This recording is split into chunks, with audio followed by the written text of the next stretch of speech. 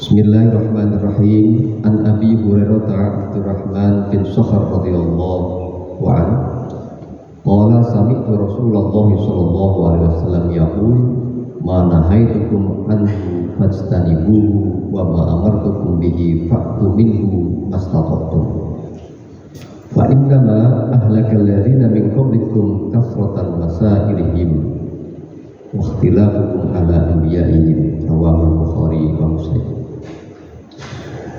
Hadis diriwayatkan dari sahabat Abi Hurairah yang punya nama Abdurrahman bin Sakhar.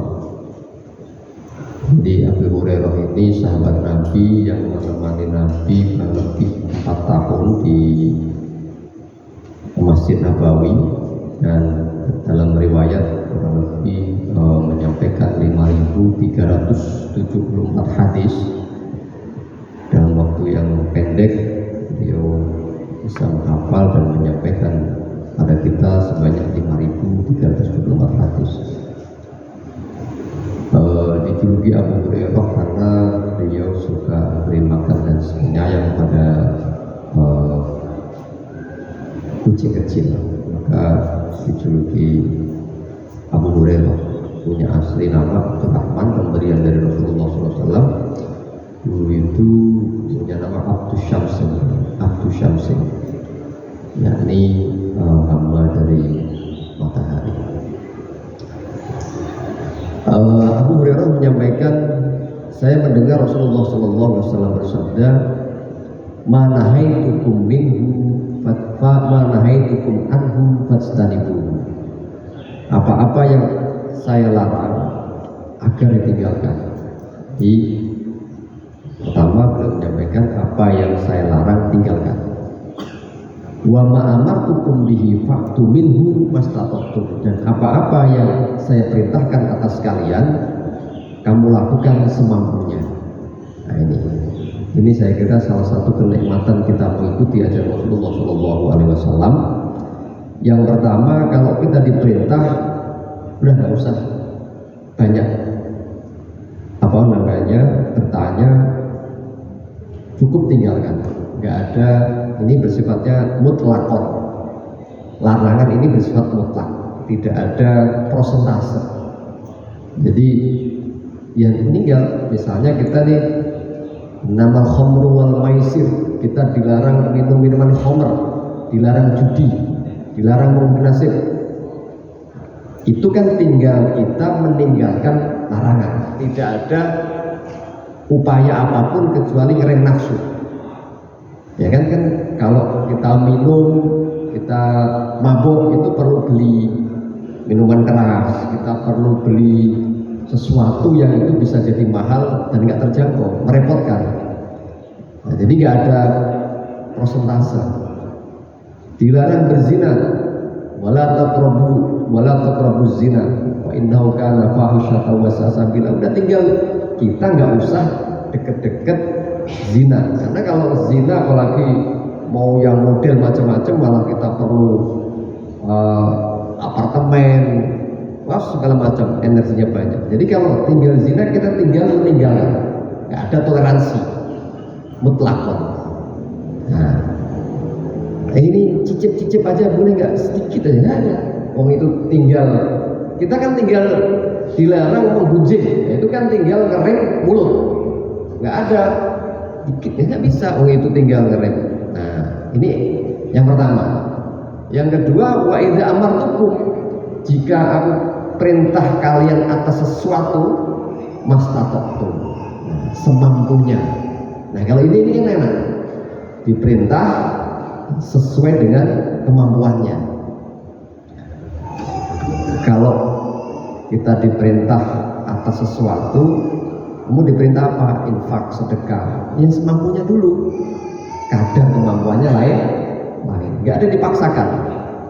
Nah ini dengan hadis ini itu sebetulnya Rasulullah itu mengajak kita, Islam ini indah, Islam ini sangat manusiawi. Jadi dalam Quran disebutkan la yukallifullahu nafsan illa wus'aha. Tidak akan Allah itu memberikan beban kepada umatnya kecuali sesuai dengan kadar kemampuannya. Karena memang Kalau soal kemampuan lain-lain, oleh Allah udah kayaknya mendesain gitu. Misalnya di masjid ini ada yang kuat, ada yang lemah, ada yang kaya, ada yang kurang kaya, ada yang sempurna, ada yang tidak sempurna, ada yang macam-macam. Karena itu ukurannya tukang becak sama tukang petani, ukurannya pegawai sama ukurannya buruh, ukurannya intelektual sama ukurannya itu lain-lain. Itu perintahnya itu mastatoktum. Nah, jadi sesuai dengan kewilayahan, sesuai dengan kadar. Ya kalau kadarnya seorang penjaga keamanan, satpam, itu apa yang bisa dilakukan dengan profesinya, kebaikan perintahnya. Jadi di sini kita nggak bisa samakan mastatoktum antara satpam dengan profesor besar, antara dosen dengan guru, antara polisi dengan ustadz, nggak bisa. Mastatoktum kadarnya lain, dan itu berproses. Ini saya kira hadis yang cukup bagi kita pegangan, bagaimana Allah itu sangat longgar kepada kita, nggak membebani sesuai dengan di luar kadar kemampuan kita. Nah, ini yang kedua. Nah, lalu diteruskan, fa inna ma ahlakal ladzina min qablikum kasratan. Jadi kita ini sebetulnya kalau diperintah sudah, ya perintah kita laksanakan semampunya. Kalau dilarang nggak usah banyak bertanya.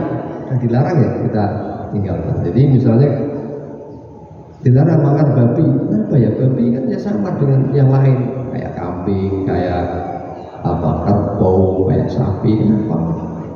Ya ukuran kadar kita hamba itu ditunjukkan dengan kemauan meninggalkan larangannya. Nah ini diteruskan, Pak Inna ma'alakal dan mengkomplikasi banyak rusak agama ini sebab kayak umat-umat terdahulu sebelum kalian itu suka bertanya, mempertanyakan. Ini hikmahnya apa, kenapa begini dan begitu. Terus perintah. Karena itu dalam dialog Imam Syafi'i dan Imam Maliki menggambarkan kalau kita punya bulu misalnya di situ ada batu gede, lalu kita perintah pada bulu kita, pada pesuruh kita, tolong angkat batu itu yang besar. Lalu buruh tanpa banyak pertanyaan diangkat. Apa ini batu? Lalu menurut saya, kenapa kok angkat batu itu? Loh, kan diperintah, ya saya laksanakan. Lalu yang kedua ada kita punya buruh, kita perintah tolong angkat batu itu di depan yang gede. Loh, kenapa harus saya angkat, Tuan? Sebab di bawah batu itu ada emas permata yang harus diambil. Oh ya cocok, boleh kalau begitu.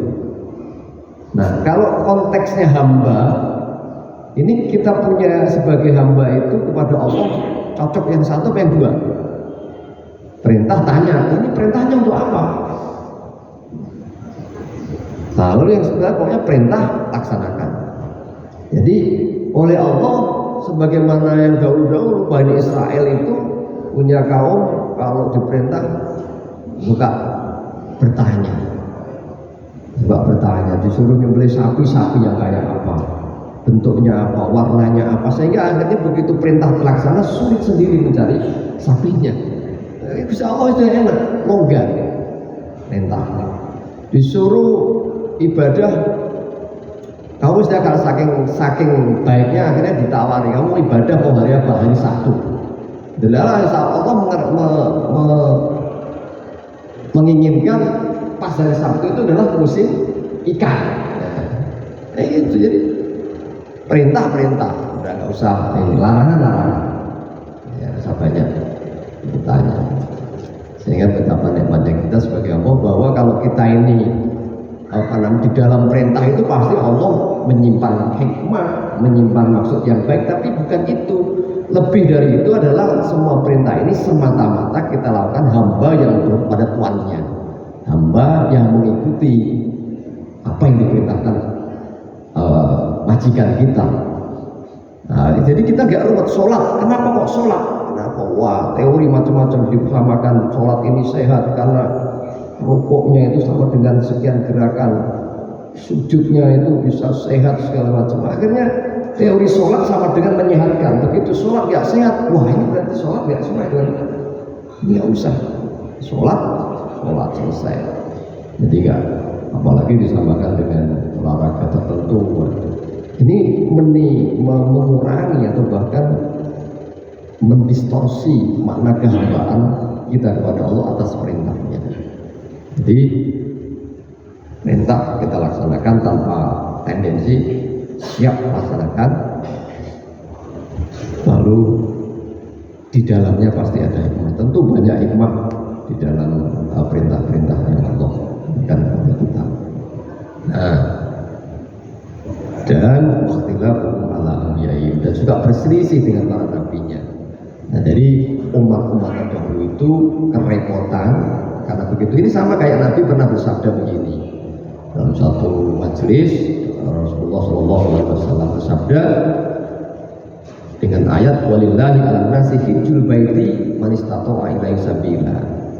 Nah, terus diwajibkan atas kalian untuk berhaji bagi yang mampu, man istata'a ilaihi sabila. Ditanya, ada yang tanya, aku lu amin ya Rasulullah, apakah setiap tahun ya Rasulullah? Jadi Rasul tidak enak nih dengan sabda haji bagi yang mampu, ukuran mampu. Begitu, apakah setiap tahun ya Rasulullah? Pertama Rasul diam, masakan. Gak dijawab, tanya lagi 2 kali. Setiap tahun, apa setiap tahun ya Rasul? Diam lagi, sampai diulang ketiga, diam. Rasul lalu meneruskan, kalau ini saya jawab iya, tentu kalian berat. Mas tahu. Jadi kalau fa'il anak aku lunam, wallahu lau qultu na'am lawajaban. Kalau saya bilang iya, maka menjadi kewajiban. Maka itu jadi berat kalian. Nah, gitu ya. Jadi Rasulullah sudah membentengi kita dengan semangat beragama ini ringan, enak. Nah, jadi jamaah sekalian, hadis ini tentu menggembirakan buat kita dalam menjalankan beragama ini. Demikian kajian Arba'in kita pada siang hari. Terima kasih atas perhatiannya. Ihdinas siratal mustaqim. Assalamualaikum warahmatullahi wabarakatuh.